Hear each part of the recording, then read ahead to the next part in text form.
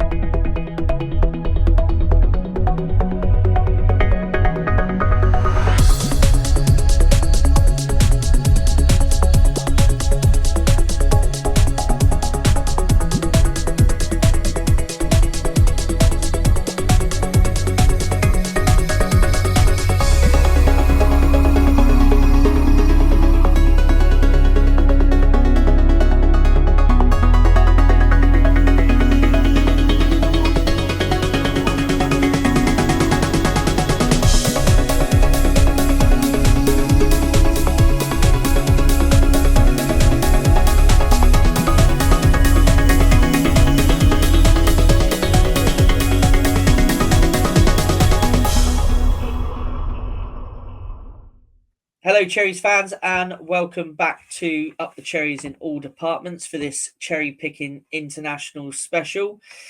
Today we are looking at Scotland, and of course, I'm joined by Jonny Blair. Jonny, how you doing, buddy?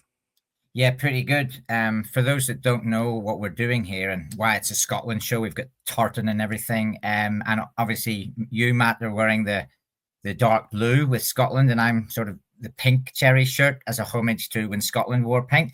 So this is actually the third in this series. What we're doing is we're going through current Cherries players, ex-Cherries players, players with Cherries links that have played internationally or come from certain countries. So we started with Northern Ireland. There's if you check on our archive on YouTube, you can watch the Cherries Northern Ireland squad, basically. We moved on to Wales, so we've done the Welsh squad, and it's time for Scotland. So bonny old Scotland, from the Scottish Highlands down to the golden sands of Sandbanks and Boscombe and Southbourne. So we're doing Highlanders to Seasiders. So what Scottish players down the years gave up drinking whiskey and iron brew and haggis and bagpipes to come and party down at Boscombe here. So I'm looking forward to this one because Scotland is the second oldest football association in the world, so there's bound to be some, I guess, archival stories. What do you reckon, Matt? Yeah, so very going back quite a bit, right?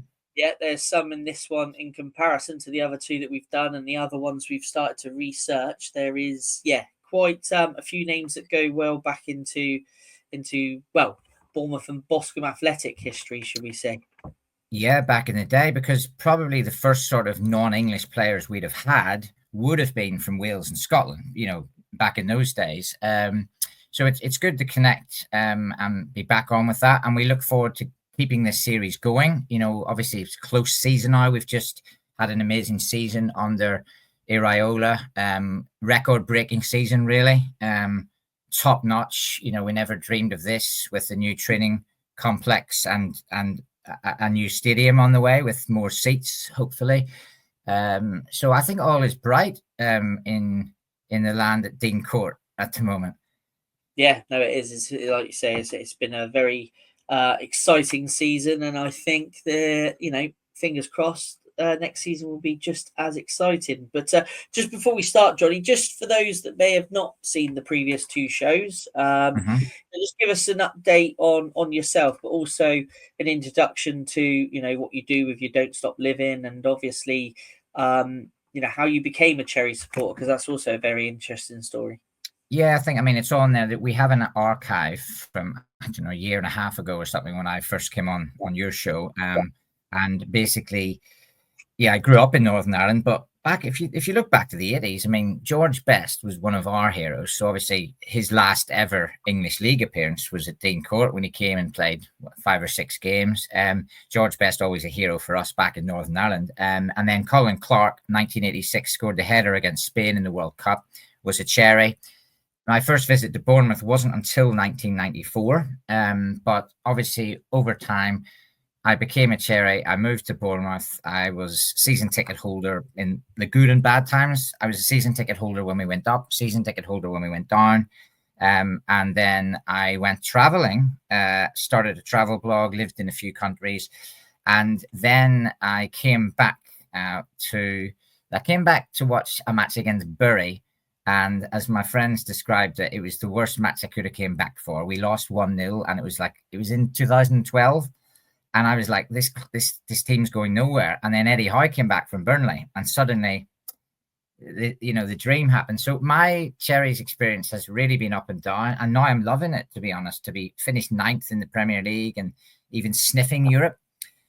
So my story is basically the same as most Cherries will have, ups and downs, but you've got to enjoy the good times while they're here, because we don't know how long it'll last. But I'm loving Bill Foley's, outlook on the club. The training facilities look incredible, and seeing the boys, like Clivert and Christie, chatting to each other, and Lewis Cook, I think we've got a team morale, team camaraderie, and let's hope we don't lose too many players, because when you've got a team that good, people buy your players, and we've already lost a few. We know that Howson's gone, and just fingers crossed that we keep the other top-notch players that we've got. So that's basically about my story. The other thing I will say to everyone out there is that if there are Scottish people watching, and I hope there's lots of you, obviously we'll throw in players like Ted McDougall and Warren Cummings. They're obviously going to be on here, but there'll be a few surprises in there. If there are any Scottish Cherries fans or Scotland fans that have links to the Cherries, if you want to drop us an email or just put a comment below, whether it's on YouTube or Facebook, we're always happy to hear from you. And as well, if we've missed anyone amazing that's Scottish and was at Dean Court, tell us about it. And even you might have some relatives that are, have a link to Bournemouth that, their grandson now lives in Boscombe, and their grandfather used to be a Cherry or a Poole Town player or something. So yeah, we're very interactive, and I'm looking forward to this one, because there's a lot of surprises, I think, in the Scotland selection that we've done here. Yeah, no, totally echo that. And but this one's going to be interesting. So let's get underway. And we're going to start with a couple of names that we haven't picked that do have Scottish roots.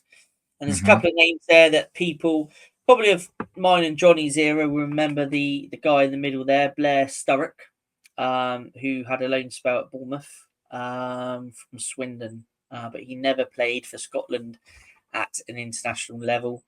We've got Dave Shearer, again, someone who wasn't capped by Scotland, but he played 11 times for the Cherries, scoring 3 goals. And Dave Kevin, he played once for Bournemouth in 1994 under Tony Pulis, and he went on to also work with Pulis at Stoke. So there's 3 Scottish names there that we haven't picked, that possibly maybe we should have done. Who knows? But if there's any other players that, like Johnny was saying, that throughout this selection of players that you think that we've missed anybody or should definitely be in this, then please do comment in the comments. Let us know who it is, because like I say, myself and Johnny research this and look into this, but I'm sure maybe there are some players that we missed. So if there is, then please do let us know in the comments. But there's also a honorary mention to the Dorset Tartan, Jackie Henderson, who made his debut in a B international against an England B side in March 1953. His first appearance for the senior Scottish team came on May the 6th in a friendly at home to Sweden, where Scotland lost 2-1. Henderson's only goal for Scotland came on the 3rd of October in a 3-1 win over Northern Ireland. In the 1953-54 British Home Championship, that's when he scored against Northern Ireland, and that also doubled up as a qualifier group for the 1954 World Cup. Scotland finished runners-up and qualified, and Henderson was included in their 22-man squad, but only 13 of the 20 travelled to the finals. Henderson stayed at home on the reserve, with the likes of Bobby Combe and Johnny Binning. They must be obviously famous Scottish names. If you know who they are, obviously please pop them in the comments. The inside forward George Hamilton was also on reserve, but travelled after Bobby Johnston withdrew for injury. His seventh and final cap for Scotland was also against Northern Ireland in a 2-2 draw on 5th of November 1958. He continued to play non-league football long after his pro career had ended with Poole Town, where he was top scorer as they were promoted to the Southern League Premier Division, and Dorchester Town until his retirement from football in 1971. Henderson was married with 2 sons after his playing days ended. He left the game and settled in Dorset, where he worked as a storeman for a builder's merchant, and he died in Poole in 2005 at the age of 73. So that's just someone that you discovered, Johnny, when you were obviously researching this, that he was obviously local, non-league, and had obviously had some appearances for the Scottish first team. So we go in this.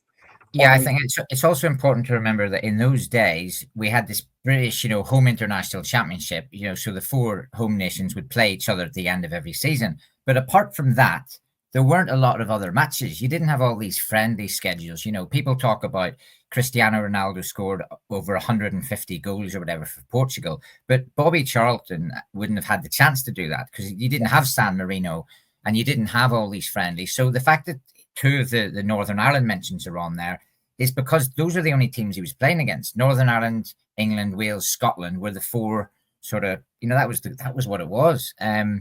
So I think if he'd have played in his later career, he'd have had more than 7 caps.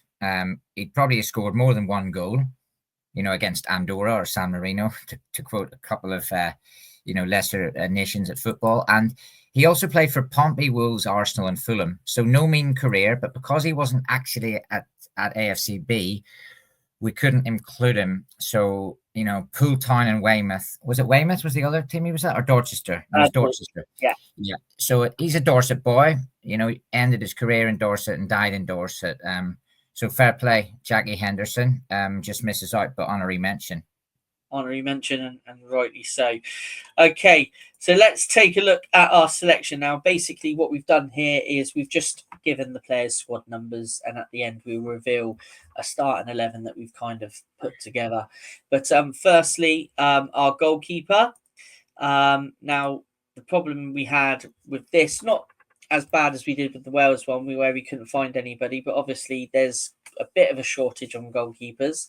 But Callum McKenna, he's currently part of the AFC Bournemouth he's in and out of the first team setup, and he also plays for the development squad, but he's actually a current player, but he does have caps at under 17 and under 18 level, where he's had 4 caps for 7 under 17s and 2 for under 18s.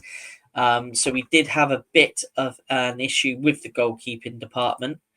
But we do also have another goalkeeper further on who we've put in as kind of a honorary sort of mention. But Callum McKenna is our first choice in the squad, gets the number 1 shirt. And we'll move on to our number 2 shirt, which has been given to Paul Telfer. Now, Paul Telfer, Johnny, from what I can remember from his performances, didn't play many times for Bournemouth, 24 occasions. Only the 1 full Scotland cap, but was capped at B and under 21 level. But from what I can remember, I don't think he had the best of times in a Bournemouth shirt. I think he came from Celtic, went on to play for Leeds after Bournemouth. But from what I can remember, isn't a player that really sticks out in my memory from that era. I remember watching him play. And there was a few games where I remember one of the supporters in the North Stand calling him Subutio man, basically he stood still. But I think it was like it was a cold night. And I think, that was the season that we got relegated. It was actually Kevin Bond, but we'd been deducted points. Yes. So I'm trying to think. I think he left during that season, or he went back to Celtic. My memory's hazy there. I think he retired, didn't he? He retired. He hung his boots up. Right. And later on, I think he came back out of retirement to play for Leeds. Which is very controversial, but but we'll stick him in there because he's a Scotland full international. He played at Dean Court. He had a few good games. He was a right back, but he could also sort of fill in his centre half and go up for corners, etc.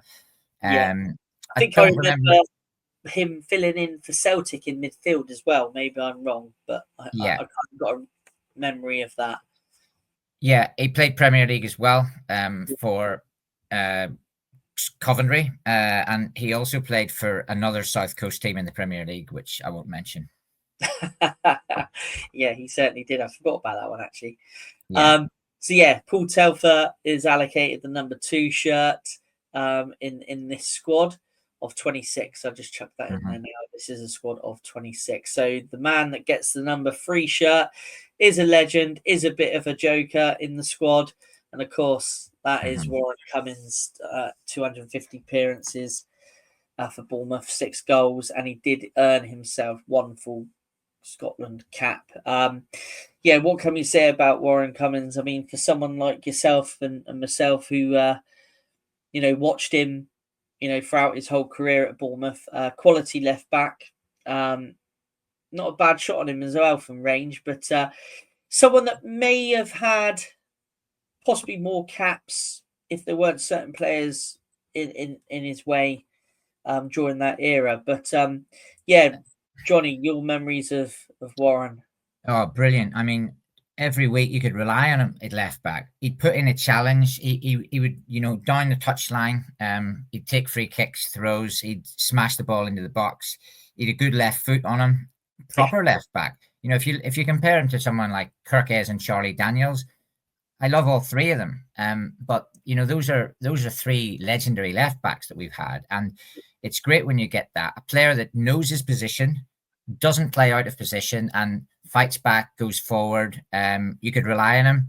You'd still stick him on the team, and obviously we're going to pick a first 11 from this eventually, but there's no way you'd leave Warren Cummins out of that.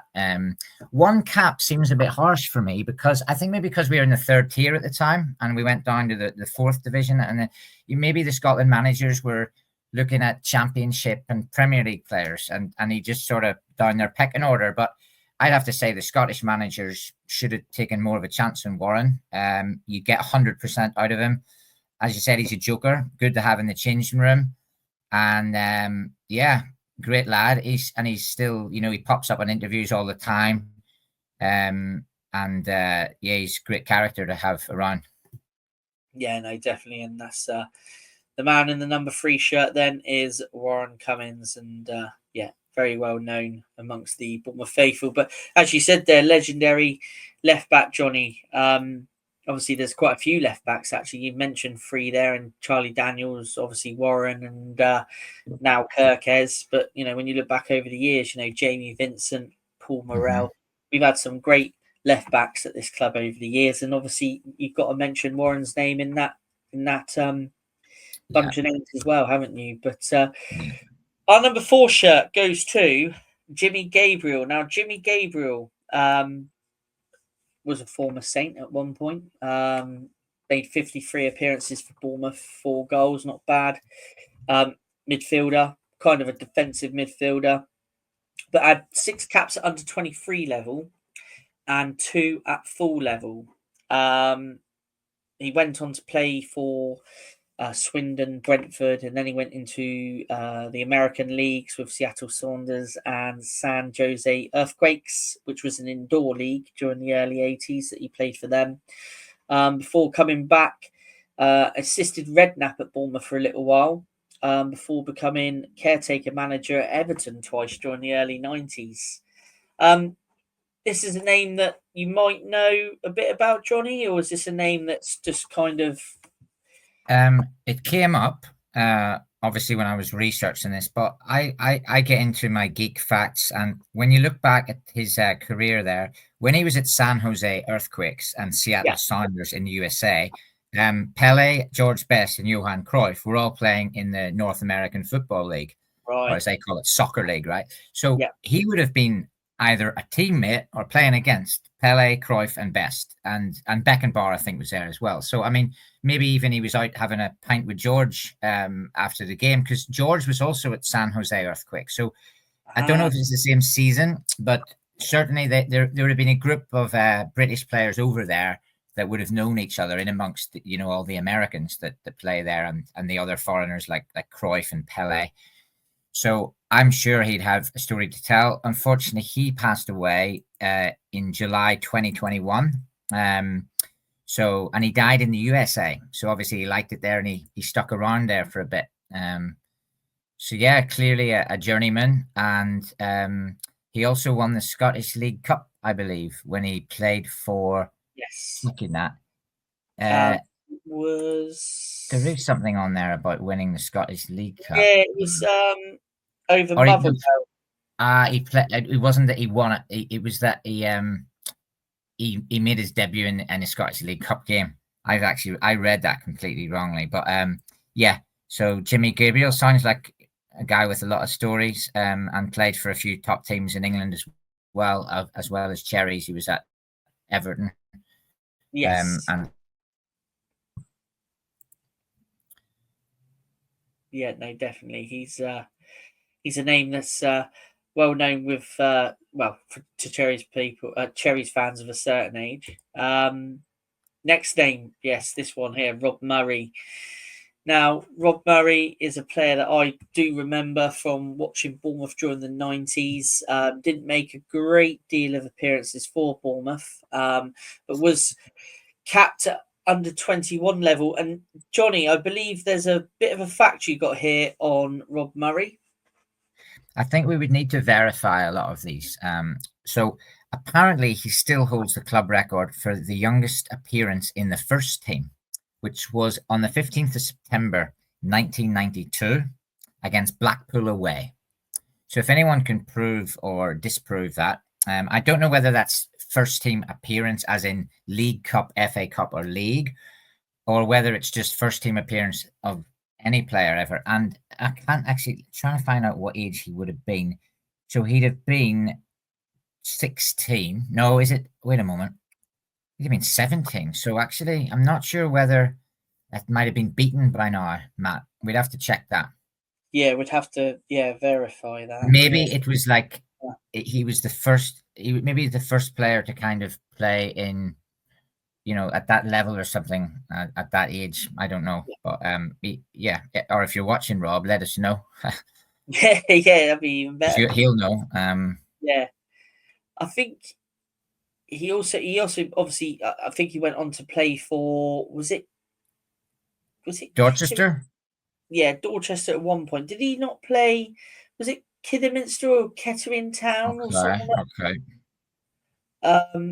But yeah, he did move on eventually from Bournemouth and play at another few clubs. But yeah, Dorchester was definitely one from memory. But yeah, has the one under 21 cap. So yeah, that's our number 5. That's Rob Murray. Now our number 6 is Ian Gibson, who might be familiar to some older fans that are watching. So he was born in Newton Stewart in Scotland in 1943. Started his career at Accrington Stanley before playing for the likes of Bradford, Park Avenue, Middlesbrough, Coventry, Cardiff, and then eventually in 1972 he moved to Bournemouth. Now at Bournemouth, he was actually signed for Bournemouth for £100,000, but only after a few months into his career, his senior professional career was ended through injury. So that's why he's only made 20 appearances for Bournemouth, with under 23s earning 2 caps in that time. Bit of an interesting one, this. It must have been quite devastating for a player. I mean, he wasn't very old. He was only how old was he? Let me just double check. 29 when he signed for us, I think. Yeah, 29. So yeah, career sort of ending at that sort of 29, 30. Must have been fought a lot of at Coventry, because he's actually part of Coventry City's official Hall of Fame. So all right. Yeah, an interesting choice there, but he makes our he makes our squad and has been allocated the number 6. Actually, I've just noticed he shares my birthday. And he shares Johnny's birthday. He's got the same birthday as me, and he ended his career. Obviously, his professional career ended at Bournemouth through injury. Yes. But you know, when that happens to players, they'll come back from that injury and they can't play professionally again, but they can still play. So he had a few like non-league appearances after that, and he ended up in South Africa playing for a team called Berea Park. So if you check his Wikipedia, it's on there. We don't know how many appearances he made for them, but he was certainly, you know, out in South Africa, and maybe he played a few matches for them, just to still prove that he loved the sport, because obviously it was his life until that injury.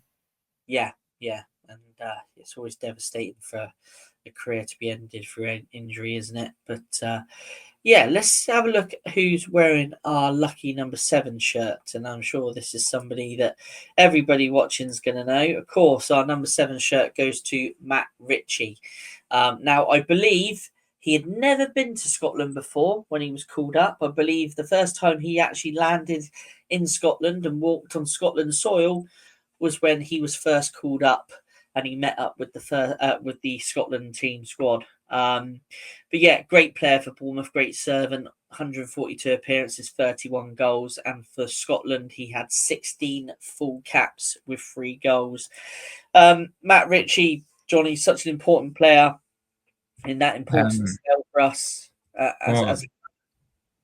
Yeah, pivotal. You know, that midfield that took us to the Premier League for the first time. I mean, we'd already seen the magic that Ritchie could do. I think there was a match where we played Swindon away and he was playing for Swindon and he smashed one in. I think Swindon beat us 3-0 or 3-1 or something that day. And probably Eddie Howe was watching thinking we could buy him. And then we got him. And the season we won the championship, I mean, he was scoring goals for fun from midfield. You know, I mean, if you watch the Bolton game again, I love watching that game.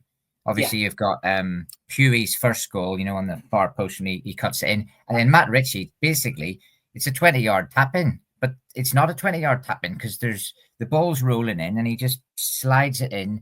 It's an unforgettable goal. When Matt Ritchie scored that to make it 2-0 against Bolton, I went, there's no way Bolton are coming back here. And you know, I knew that was the moment that we were going up. And then, of course, we added a third. The rest is history. We beat Charlton away.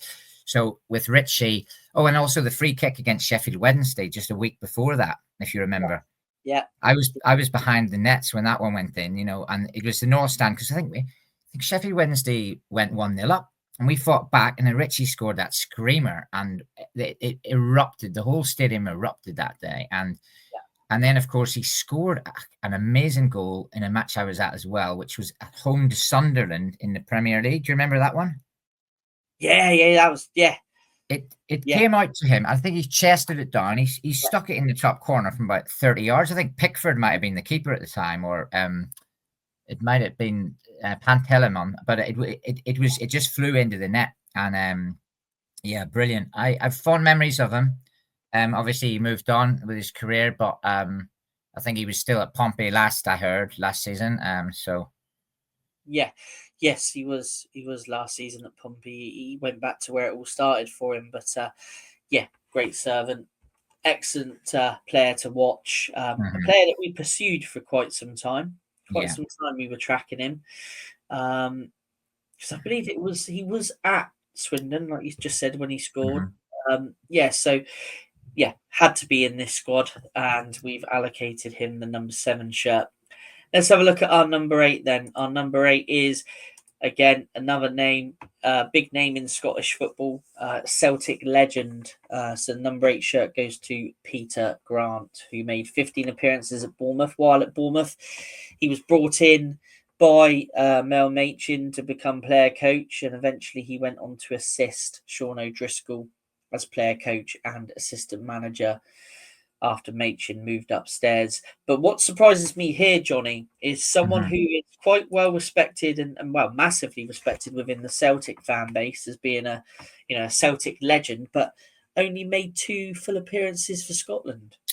Yeah, I mean, when you look back at it, he was a midfielder. If you look back at that era, there was I think McStay, McAllister, Craig Burley. I guess Scotland would have had a strong midfield, and he was always sort of on the brink. It's a pity about Granty.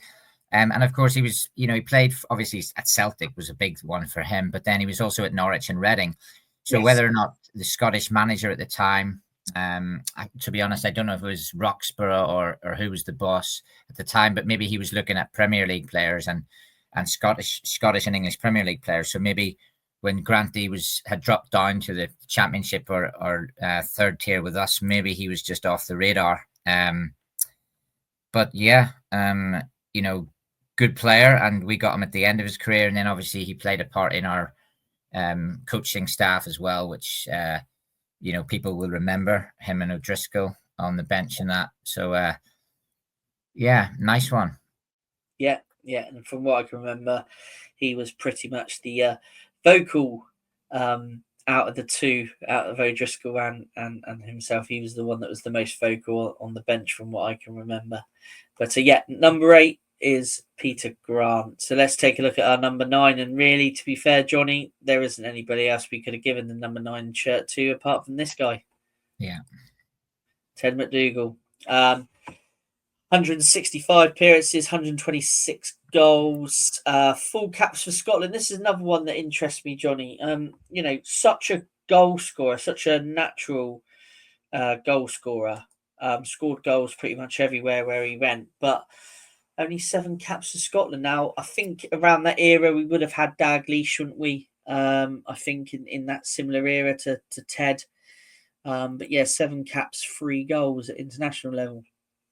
Yeah, I think there's two factors. One is the fact there were less internationals in those days, is of course one. Yeah. There were less countries because Yugoslavia and Soviet Union were one country, I mean, they were 2 countries, but they obviously became, Soviet Union ended up becoming about 16 countries. Yugoslavia, now you've got about 7. So there were less countries to play against, less fixtures. San Marino, Andorra, Liechtenstein weren't part of international football. So Ted McDougall, but his international record, 3 goals in 7 games. If you replicate that to a higher amount of games, it's almost a goal every 2 games, which is incredible.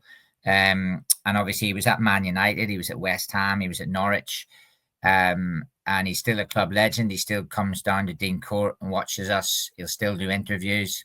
He's still got a strong opinion. And yeah, he's a legend. And I just think that maybe with Scotland nationally having such a strong team at the time, he was just unlucky. He'd walk into the Scotland team now, to be honest, Yeah, I think you're absolutely right. And also, he returned to Bournemouth in 1978. That was double spell, yeah. The 6 Margate, we forgot to mention Margate, didn't we? The Margate was 1971 FA Cup match, 9 goals. There we go. So, any Margate fans watching, let us know if you were at the game when Ted McDougall created that record, 9 goals. Still hasn't been beaten. Don't know if it ever will be. I don't know if it will be. I think you're right there, Johnny. I don't think it will be. But yeah, he was actually brought back to the club by John Benson, manager at the time. But he was soon replaced by Alex Stock. McDougall's second spell at the club wasn't as prolific as the first, but he will forever be a massive Bournemouth icon. Our number 10 shirt goes to, well, again, another player who, wouldn't miss out on this squad, a player that's been instrumental this season. And of course, that is Ryan Christie. So far in his Bournemouth career, he's made 150 odd appearances. He scored 8 times. Scotland, he's been capped at under 21 level, 9 times, scoring 1 goal. And he currently has 59 caps at full international level, scoring 7 times. This guy, Johnny, I think is one of those players that if you are the Scottish manager, he's probably one of the first names on the call-up list.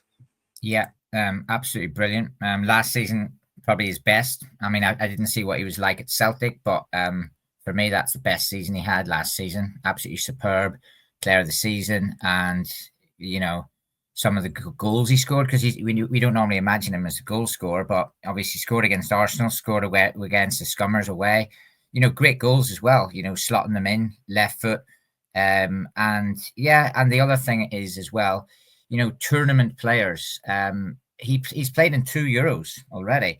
Played in Euro 2021, the one that was postponed due to COVID. He played in the Czech match. Scotland played Czechs in that one. And then he played in the last Euros as well, including the Germany match. So Ryan Christie, no doubt, first in the Scotland squad for me, first in the Cherries team, and had a bit of an injury at the end of last season, which was a pity, but tried to play on through it. Let's hope he's fully fit, ready to go for the next season. Mr. Christie. Yeah, definitely. And I echo that. Let's hope you're fit and raring to go in time for the new season, Ryan, because our midfield has missed your intensity towards the end of last season. Okay, now let's take a look at who we've given the number 11 shirt to. And that is, of course, another Cherry who's been associated with the club over 2 spells as a player and also was our former technical director. And of course, that can only be one person, and that is Richard Hughes. So over 2 spells for Bournemouth, played over 130 times, scored 14 goals, was known as our penalty taker the first spell at the club. And he's picked up 5 full international caps. So Richard Hughes gets our number 11 shirt, Johnny. A player that I do remember really being sort of an anchor and a bit of a linchpin in our midfield during his first spell at the club. Obviously, Eddie sort of brought him out of retirement. He did retire, and then Eddie brought him out for another couple of seasons to kind of see us through that promotion from League One and kind of keep us in that championship that first season. And his experience, I'm sure, was very, very vital around that time. Yeah, obviously he's at Liverpool now. He's doing the sporting directories, but he's always got that football brain about him. Defensive midfielders, sort of this type of player that you'd call them the sort of player that they don't always get the praise that they should, because they're not maybe scoring as many goals or whatever. But obviously taking penalties, Richard weighed in with a few goals, prominent on the pitch. You'd recognise that he was there. The second spell, of course, Eddie Howe always calls people and brings them back. He brought Fletch back. He called Mark Mosley and said, "Can you come? Make sure you're back with us." And Richard Hughes, of course, came back. Alan Connell. So a lot of the players that come back, you got to respect that, because it means that something in their heart was at the club. And for Richard to return during a tough time for us, he's good. And there's also the Italian fact about Richard. You know about that, Matt? Yeah. Yes. Yeah. So very interesting, because his family moved to Italy when he was young, and he grew up with a little bit of experience at Atalanta as a youth. So, I mean, maybe that sort of defensive midfielder aspect came from a little bit of the Italian, mentality of sitting back a little bit. But certainly a player that we'll remember. And he seems to be doing all right for himself. Working with Jurgen Klopp and now Slot up there at Anfield. Yeah. It's just as keep your hands off our best players, Richard, if you could. That's true. Yeah. But a player that we had to pick for this squad, but I don't think we could pick a Scotland squad without the light. FA Cup final as well with Pompey, wasn't he? You think he won the FA Cup when he was at Pompey? Correct. Yeah, under Harry Redknapp. Yeah, the Harry. Yeah, so another great name from the Cherries past in our Scotland squad. Now our next one is a player that we've just mentioned. Is also a former manager of the club as well, and that is John Benson. Now John Benson, he started out at Manchester City in 1961. Also played Torquay, where he played his most games, to be fair, at Torquay. He played over 240 times for Torquay before moving to Bournemouth between 1970 and 73, where he made 93 appearances before then joining John Bond at Norwich as part of the mass exodus of players that left Dean Court to follow John Bond, where he spent 2 seasons at Norwich, made 30 appearances before returning to Bournemouth between 1975 and 1978, making 57 appearances before becoming the team's manager. A player that could have been actually a contender for the actual manager's job for this squad, but we've decided to give him the number 12 shirt. have you got any memories of John Benson, or have you heard the name throughout? Just from reading the match programs when I used to go, before the internet days of smartphones and all, I'd buy a match program, Back of the Net or whatever it was called, and you would read it at halftime, and you'd get stories from the 60s and 70s, and John would have featured, like a lot of boys from those days. It's probably reading the match program is where I found out about Ted McDougall's 9 goals. Because we weren't going on Google or Wikipedia back in the early 2000s, were we? So, so I know about John through that. In case anyone watching wonders why I'm wearing blue, because we finished the 11, so I thought halfway through I'll try and put something more Scottish on, because the pink was just as a kind of a. But I couldn't find a darker blue than this one. So sorry, any Scotland fans. I know you've got the dark blue on.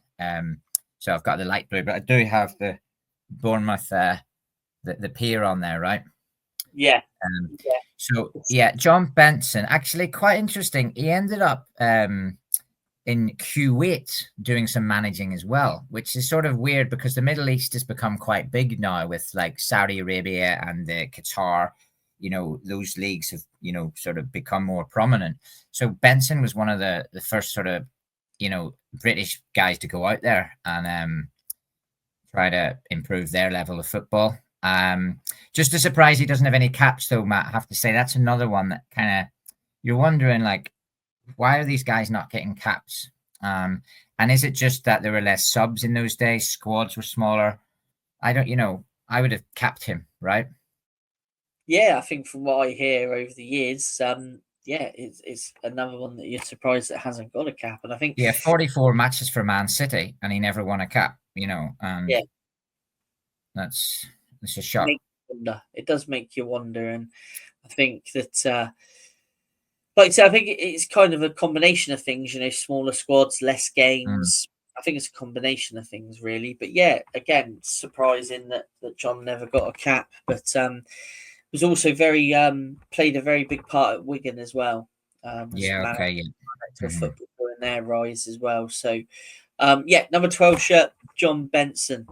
So our number 13 shirt is going to a goalkeeper, but it's going to a goalkeeper who isn't actually Scottish, and this is just purely as a cover. But the guy did have a big association in Scotland for a season. And that's Will Dennis, who played for Kilmarnock on loan in the Scottish Premier League. And to be fair, he was really, really rated up there by the fan base. So just as a sort of cover, we're going to give Will Dennis a number 13 shirt as our goalkeeping cover. He's only played once for Bournemouth. That was in an FA Cup game at Dean Court against Oldham.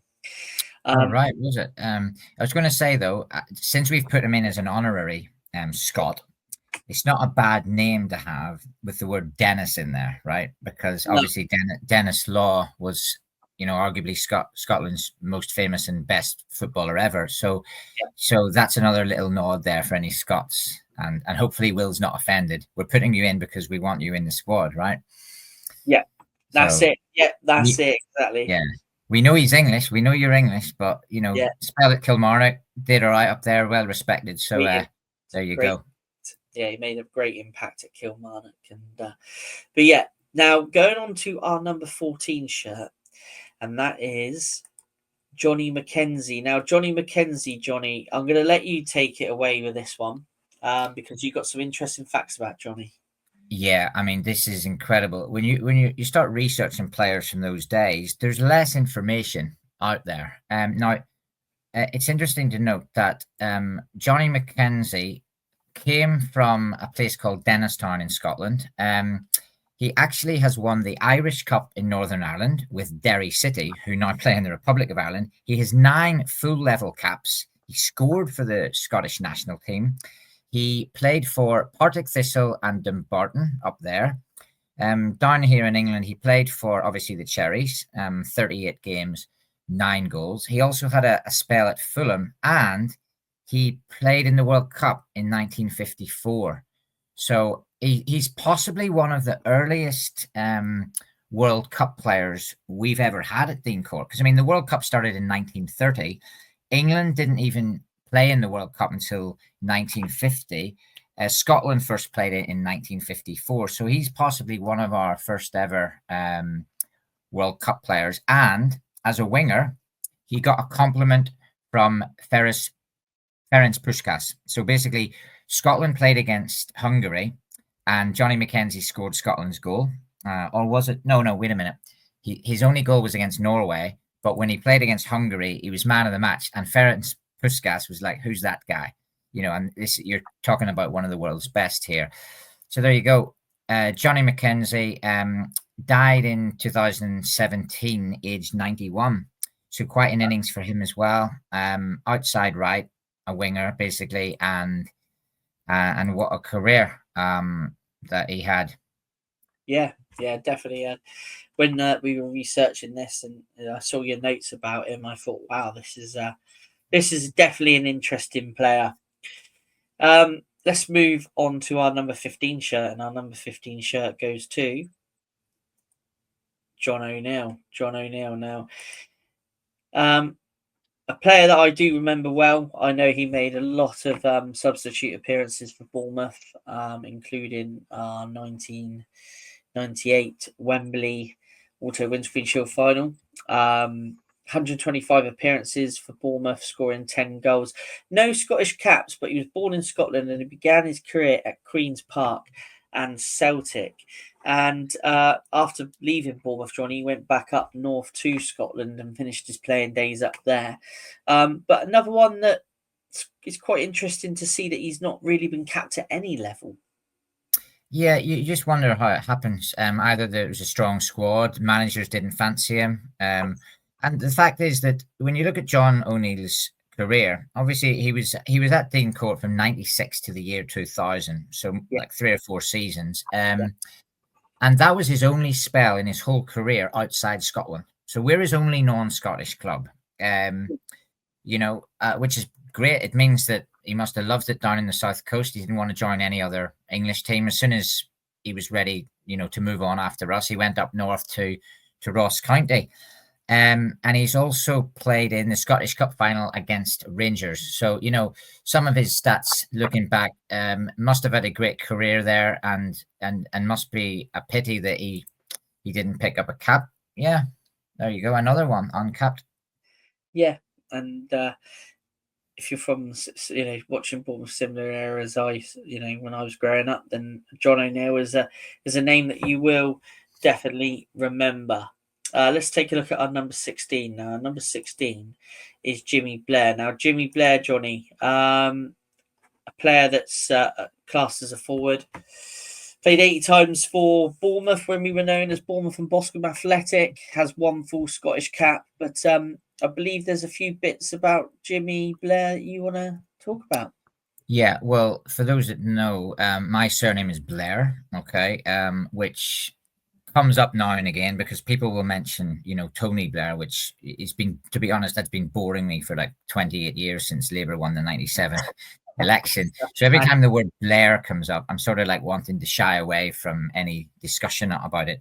But obviously today we've had Blair Sturrock, who didn't quite make it in, but Jimmy Blair has to make it in to the squad. I mean, his career at the Cherries, to get, 8 goals in 80 games. It's already, 80 games in, I think it was only 2 seasons he was here with us. So, that's it. And just the 1 cap. But, as we mentioned earlier, in those days, there weren't as many caps available. There were no substitutes. So you would have less chance. And, the word Blair actually does come from Scotland. There's Blair Castle, and there is Tony Blair was actually born in Scotland as well.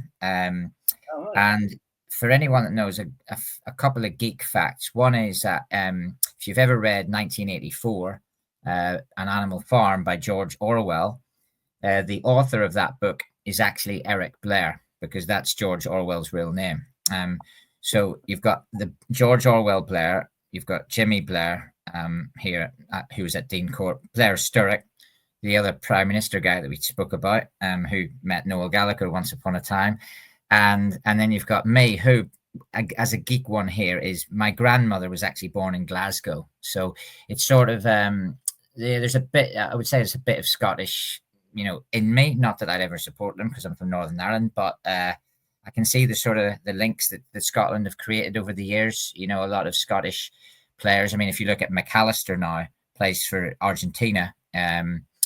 He was at Brighton and Liverpool, and that's a Scottish link. So yeah, they get around the Scots. And Jimmy Blair, bit of a career journeyman in an era where it would have been difficult, sort of growing up in the war, Second World War. He probably had more caps and more league appearances if we didn't have those tough times in the 1930s and 40s. Yeah, no, definitely. Yeah. And another interesting player to learn about.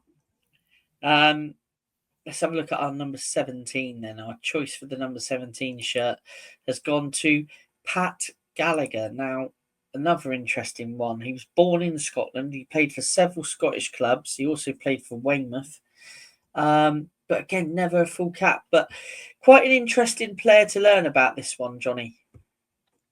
Yeah, I think what got me as well, similar to Jimmy Blair, is that he played in the wartime. So he was at Millwall in the 1930s, and he was at Blackburn Rovers, and then he joined us just before the Second World War. So if you can imagine, he joined AFCB, then of course Bournemouth and Boscombe Athletic, in 1938. The war broke out a year after, but he didn't go away or disappear. He was still, our player, and we actually kept him until 1948. So whether during the war he was away with conscription or in the army or working in Pompey, there's not really such concrete information about that. But Pat Gallagher certainly stayed with us from 1938 to 1948, and then keeping the Dorset theme, he joined Weymouth after he left the Cherries, and he also later played in the Republic of Ireland as a player manager for Dundalk, who are actually quite a big club down south. And then he came back to England and ended up also died on the south coast. He died in Hastings. So quite a journeyman as well, survived the war and, those days, tough times for the boys. So big respect for these guys, Yeah, no, totally. Totally agree with you there. Let's have a look at our number 18, and the number 18 shirt goes to without skipping back one. Yeah, skipped one. Skipped one. Yeah, there we go. So Alistair Gunn. Now this one again, no caps for Scotland, but born in Dundee in 1924. Played for Dundee, Huddersfield Town. Born from Boscombe Athletic. As a winger, according to this, played 27 times for Bournemouth, scoring 2 goals. Jonny, got any facts on this one? It's just really the interesting one is that he was born in Dundee and he died in Dundee. So, right. You can kind of see, and I did have a look at the word gun because we've had a lot of footballers down the years with that name, like Brian Gunn. There's been another goalkeeper recently, and I was just checking if there's any relatives. I didn't find any relatives, so Alistair Gunn. But yeah, part of the Bournemouth puzzle, came down here for a few seasons, but he was also at Huddersfield, so he also had a spell with them. And there you go. Another player, you have to research it to find out. If anyone has any further information, of course, let us know about Alistair Gunn. Any relatives are out there, meet us for a pint in Boscombe and tell us about Alistair Gunn. Yeah, no, definitely. So our number 19, we've had a little sneaky peek of him because I obviously pressed the buttons too hard. So our number 19 shirt goes to Tommy Anderson. Now, Tommy Anderson, again, another one without any Scotland caps, but born in Scotland in 1924. He also played for Dundee. But this guy was definitely what you call a journeyman, Jonny. He's been literally everywhere. I mean, obviously born in Scotland, but passed away in Australia. But has played, I think he's even played in Northern Ireland as well, I believe. I think it was the Republic of Ireland. It was Limerick, actually. Yeah. Right. Yeah. Okay. Yeah, so definitely a journeyman here. Which clubs was it? So yeah, Falkirk, Queen of the South, Watford. He had 2 spells at Watford. Bournemouth and Boscombe Athletic, Queen's Park, Torquay United, Stockport, Doncaster, Wrexham. He's even Oh, in Wales as well, yeah. So he's played in Wales, South Melbourne. He's played for them. Barrow, interesting one. Barrow, because I'm sure they probably were non-league then. And then back out to Melbourne again, back to Watford, St Mirren, George Cross, Leyton Orient, and then Limerick. Is that right? Limerick? Is that how you said it? Yeah, Limerick, yeah. He also managed them as well in 1968, so he must have been player manager there. So yeah, that's who our number 19 shirt goes to. Let's have a look at our number 20. Kind of brings it up to date a little bit. And that is Sariq Dembele. Now, obviously joined Bournemouth during our promotion season from Peterborough. No Scotland caps, but there is a reason for that. But he was raised in Scotland and began his career at Dundee and Ayr United. Played 22 times for Bournemouth, scoring 2 goals. Tariq Dembele then, Johnny, from what I can remember when he was playing for us, I thought he was excellent in the Championship. Didn't really get much of a go in the Premier League. Did look like a good, lively player. I did enjoy watching him.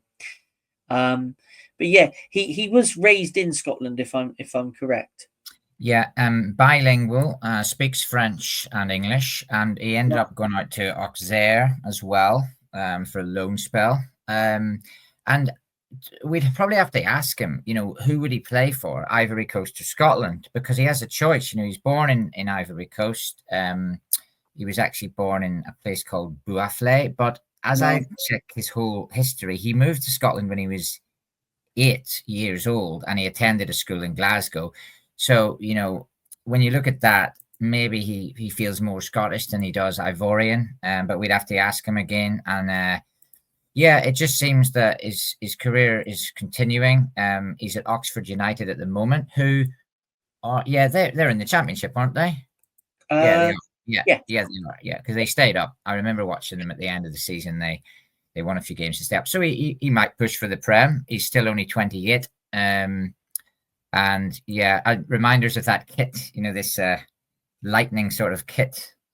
Oh, yes. It reminds me of beating Spurs 3-2 away for some reason. I just, you get memories of a kit. So Dembele, and not to be confused with the other Dembele, the guy that's at PSG, of course. Yes. No relation, I believe. Yeah. That one. But now you mentioned the kit there. I do remember it caused a bit of a stir when it was released, that it was sort of like this lightning pattern and not straight red and black stripes. But to be honest with you, I really like that kit. I was very, very fond of that one. So Sariq Dembele, our number 20. So let's take a look at our number 21. Now, our number 21 is a player called Josh Carmichael. Now, Bournemouth fans may remember this guy. Made 4 first-team appearances.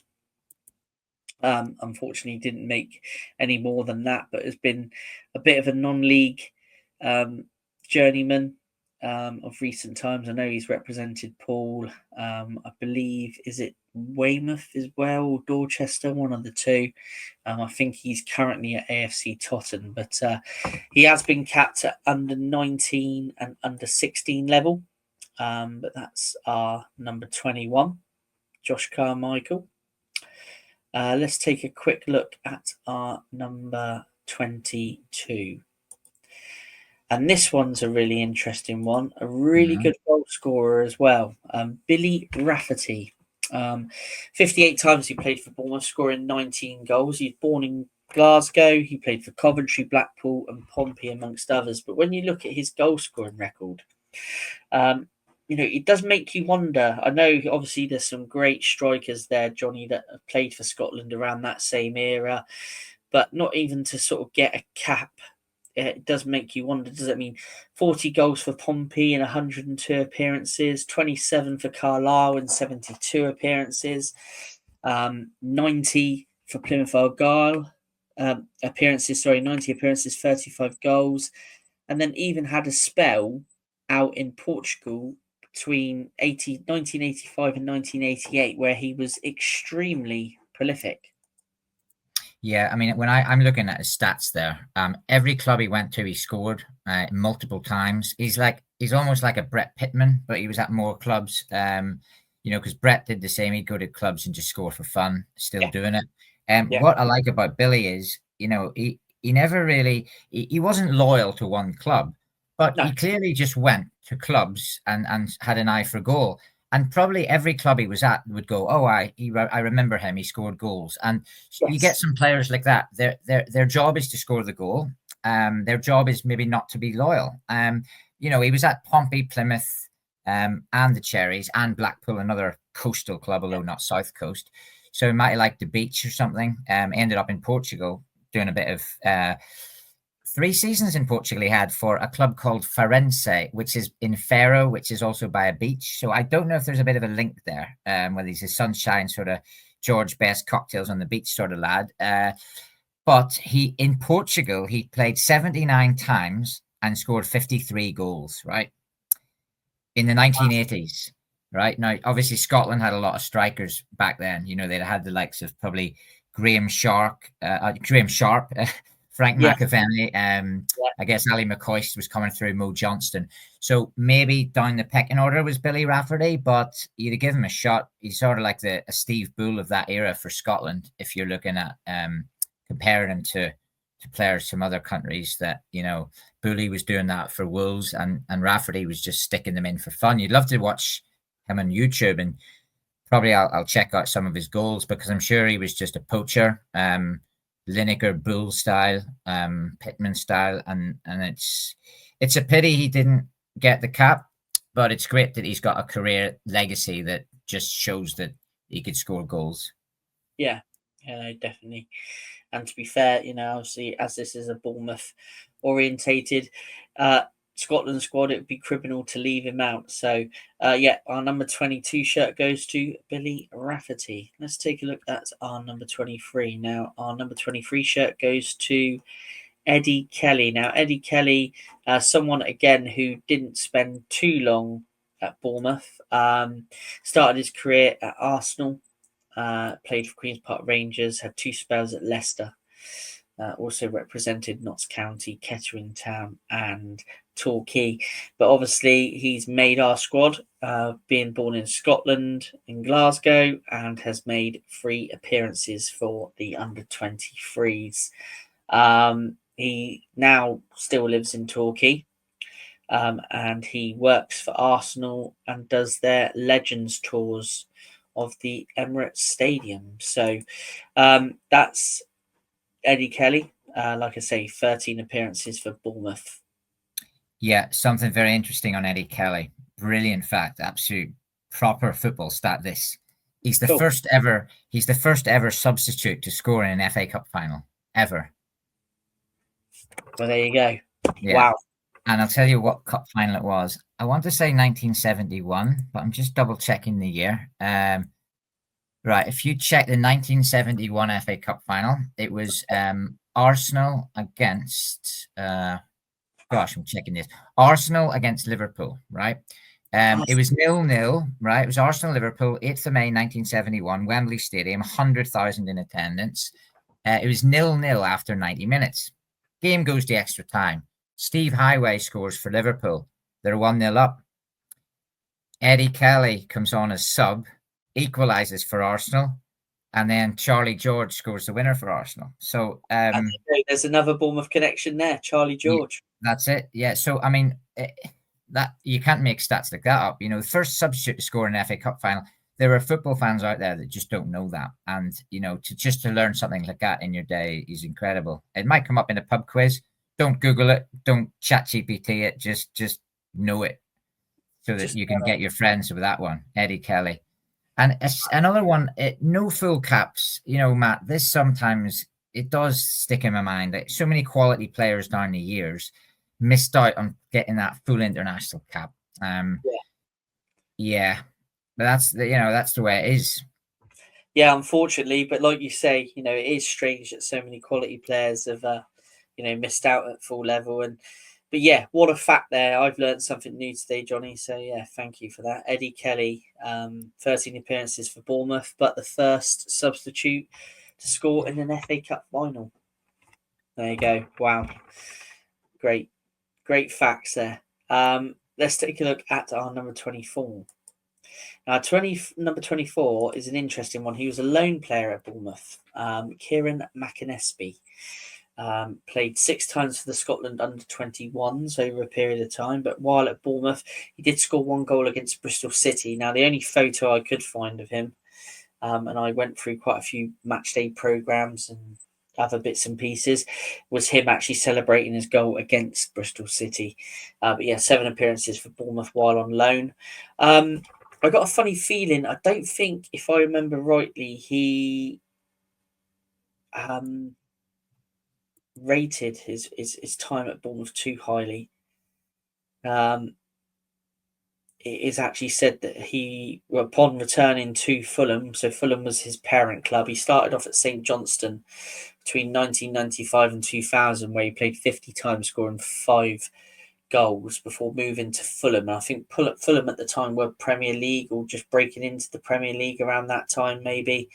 And he had loan spells at Hearts and Bournemouth. But it does say upon his returning to Fulham, he spent the rest of the season playing in the reserve team, and he would recall his disappointment at his loan spell at Bournemouth. So it doesn't actually document why he thought it was a disappointing loan spell. I can't really quite remember on that. I do remember the player. I remember watching him. But yeah, interesting one. Kieran, is it one you remember? I don't actually recall him too much. I probably come across the name in a program or something, but I didn't see him live. And the thing that gets me about that is he was born in Gosport. Well, that's what the information I've got. So he's born in Gosport, but he only actually played for 3 English clubs, which is ourselves, Fulham, and a short spell at Wickham, I believe. So the rest of it, Plymouth. Sorry, there's Plymouth as well. The rest of his clubs are all Scottish. So even though he was born in England, he obviously had maybe both his parents were Scottish, and he just felt a lot more affinity with Scotland. Maybe that's what could explain his disappointment at Dean Court or at Fulham not getting a full team league appearance for Fulham. So who knows? But 6 under-21 caps proves that he was on the verge of breaking into the full team. And the last we heard is that he's coaching up in Scotland. So he's obviously moved back to his spiritual home. There we go. And quite a Scottish sounding name, to be fair. Kieran McInnesby. Yeah, no, definitely. Am I right in thinking that he was actually training with the full Scotland squad around the time of the 98 World Cup? Yeah, that's something I noticed when I was looking it up. So because he was on the brink of the squad, the Scottish manager at the time, I mean, I want to say it was Craig Brown, but I could be wrong. It might have been Andy Roxburgh. Right. You're right. Craig Brown. One of those.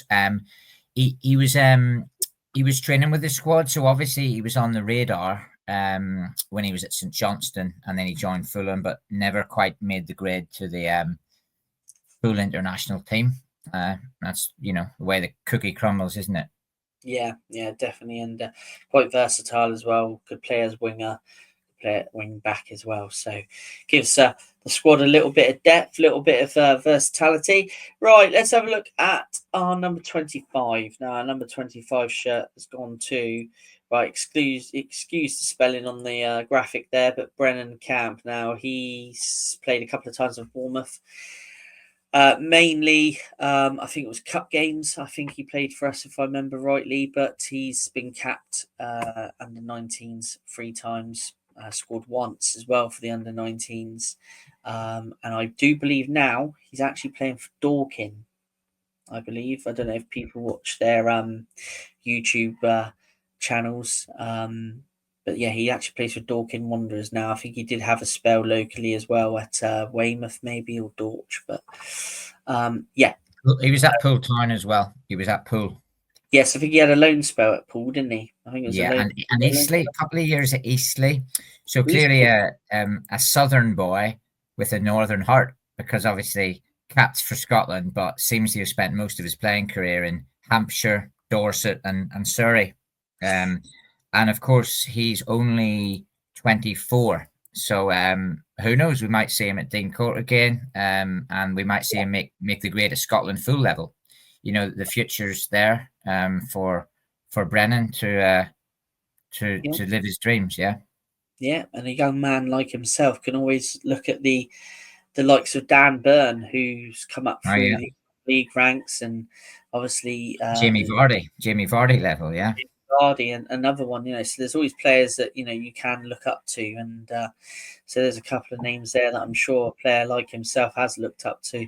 But this brings us up to our last selection for the squad. So we've got a squad of 26. Let's see if anyone can guess this one, because people are probably watching this going, they've forgotten about this guy, but he's at the end, and he's at the end because in the 90th minute we might bring him on to get the last minute equalizer, right? Exactly, and we've also given him the number 26 shirt because that was the first squad number he had when he played for Bournemouth. So, nice. Of course, it could only be one person, can't it? And that is Big Derek, number 26, Derek Holmes. So, played over 100 times for Bournemouth, scored 16 goals. Obviously, he was born in Scotland and he began his career at Hearts. Now, he was brought in at Bournemouth as kind of back up to the likes of Big Fletch and to give some competition. Derek was always a player that you always kind of rooted for. I always remember him coming on, and I always really wanted him to do well, Derek, for Bournemouth. What was your memories of Derek, Jonny? I used to love the healthy competition between Derek Holmes, Warren Feeney, Steve Fletcher, and James Hayter, because at the time those four players could all get you a goal, right? Yeah. But Fletch was guaranteed to start, no brainer. And then you'd have Hayter went through a great period of being, our best goal scorer. Feeney had his moments of being our best goal scorer. But Derek, I'm surprised he's only got 16, because I remember a lot of the games coming off the bench, knocking one in, and you'd have the chant, nice one, Derek, nice one, son, nice one, Derek, let's have another one. Almost like a Cockney chant for a Scottish guy, right? So Derek Holmes, I actually saw him play in Northern Ireland when he was a teenager. We have a tournament over there every summer called the Milk Cup, and Hearts won it. Hearts under 18 team won it. And he scored in the final right in front of the nets that I was at. And it just stuck in my head because I thought that guy would go on to have a better career. Now, as it turns out, he was never capped by Scotland, which, I would have thought he'd have been, maybe he did get schoolboy caps and they're just not listed there, but he was never capped by under 21 or full level. Maybe he was a super sub, or I don't know. I saw him as like a bit of a super sub, but a guy that knew where the net was. Yeah, no, definitely. And like you say, had a great chant as well, didn't he? I do remember being in the North Stand and that being sung quite regular. But yeah, like you say, a great, for this squad, I think a great impact player. A great substitute, someone that you'd have on the bench that in the right sort of moment would come on and, like you say, Jonny, grab you a goal. So that's our 26 that we've selected. Don't forget, if there's any players that you think we've missed, please jot it down in the comments. And if anybody has any sort of connections to some of the older players, like Jonny was saying, and knows more information on those players, then please jot it in the comments. And there's also our email contacts on our page as well. So if it's too long for a comment, please drop us an email. But it'd be great to hear from you if you've got any further information on some of the older players that we've selected in this squad. So a squad of 26 players is going to need one thing, and that is also a manager. So we've looked back through the Cherries history. We did have some candidates, like John Benson was mentioned as maybe someone who we could put down as manager, possibly even someone like Peter Grant, but obviously they're in our playing squad, so they've not been selected to do that on this occasion. But we have picked somebody, and that somebody is our first Scottish manager at Bournemouth, Billy Birrell. I'm sure that's how you probably pronounce it, Jonny. Billy Birrell. Birrell or Birrell. Actually, yeah, we'd ask the Scots out there to let us know how you pronounce it. Yeah. So they'll be laughing at that. Yeah. I've been trying to pronounce the Scottish name. But anyway, Yeah, but he's AFC Bournemouth's first Scottish manager and managed Bournemouth. Well, as I say, it would have been Bournemouth and Boscombe Athletic Football Club between 1930 and 1935, and he managed a total of 220 games with 67 wins, 56 draws, 97 defeats, and that's an overall win percentage of 30.45%. He was born in Celadike. Celadike? Is that how you pronounce it? Yeah. I tell you what, it's quite an interesting name, that, because it's got the word cellar in it, which gives me the connotation of beer, and then his surname sounds like a beer barrel, doesn't it? Beerell. So maybe he was might have had a bit of history with the old brewing or whiskey or something. Who knows? Possibly, quite possibly. Again, if anybody knows any more information on this guy, then please, pop it in the comments or do make contact with us. So yeah, he was born in 1897 and he played for Raith Rovers and Middlesbrough before managing Raith Rovers as player manager, then the Cherries, and then he moved on to QPR and Chelsea. I think Chelsea fans, some older Chelsea fans might have some memories or know a bit more about him, because I think he made quite an impact at Chelsea.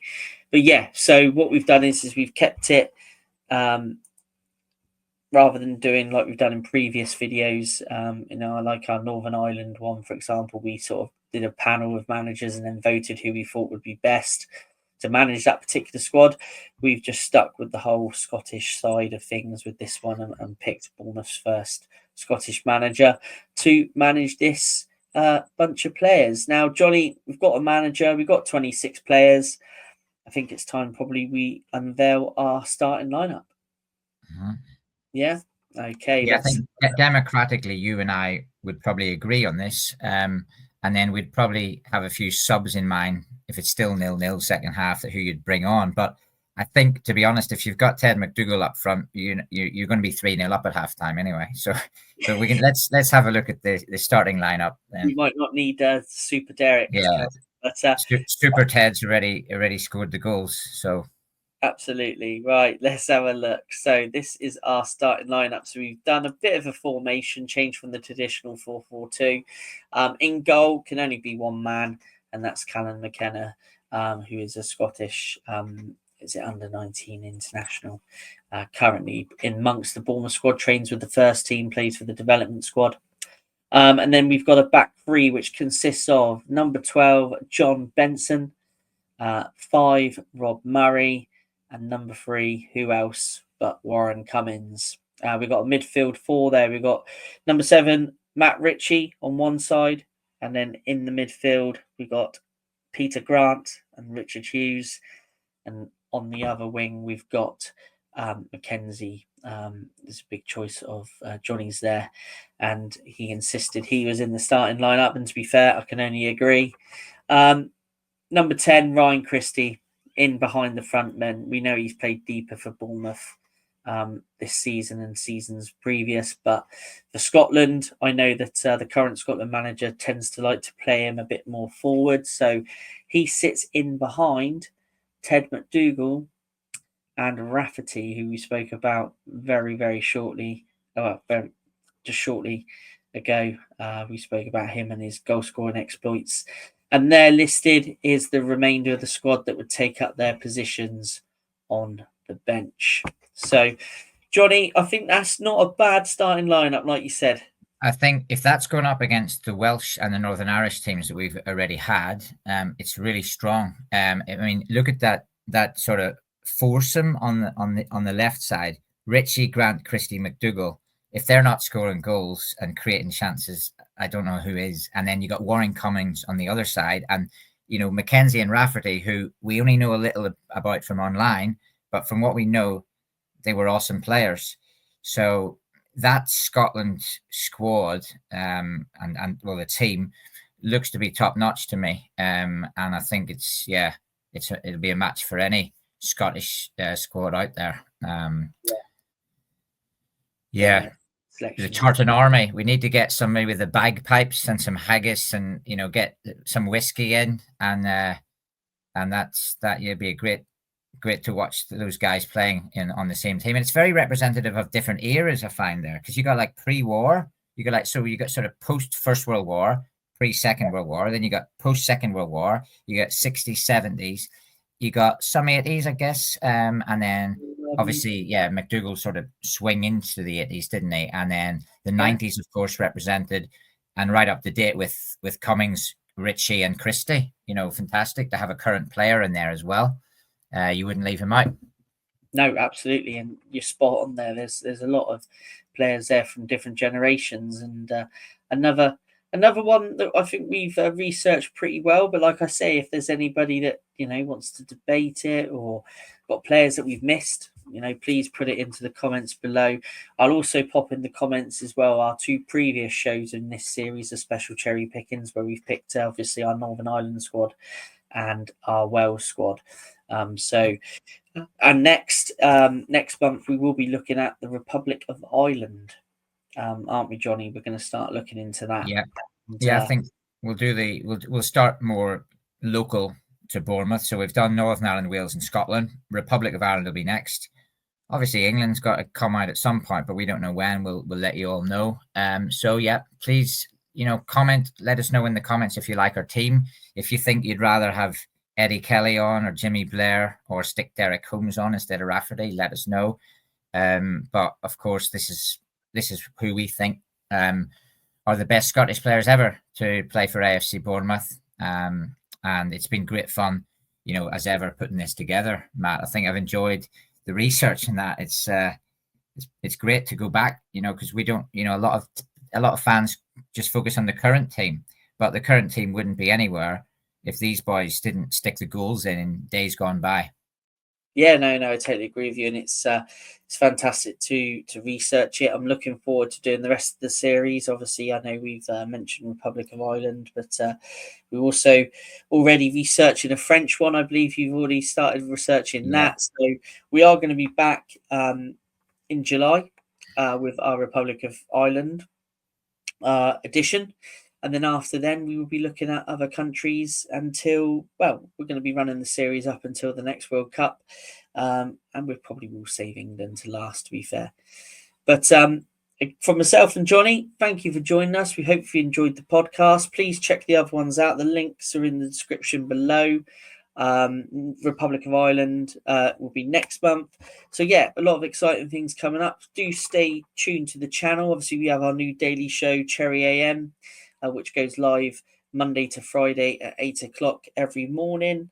And there's loads of other things to come up on the channel as well. So do stay tuned. But for myself and Johnny for now, we'll catch you in the next one. Up the cherries. Up the cherries.